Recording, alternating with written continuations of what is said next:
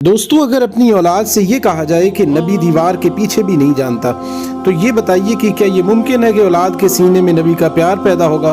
वो आज नहीं तो कल ये सवाल करेगी कि साइंस का उरूज और बांगपन है। वो पहाड़ों की तह में छुपे हुए सोने और चांदी और उसकी मिकदार को भी देख लेती है। ज़मीन की कोख के अंदर जो छुपा हुआ तेल है, कोयला है, साइंस उसे भी देख रही है।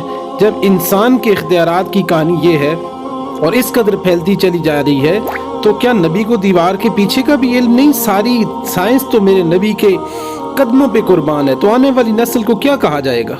नबी के इख्तियारात की कहानी तो यूं बताइए कि नबी जब उंगली उठाए तो चांद के 2 टुकड़े हो जाएं, सूरज पलट के असर के वक्त पे आ जाए।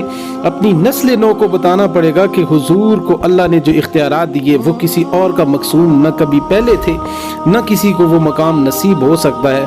न हुजूर जैसा कल कोई था, न हुजूर जैसा आज कोई है।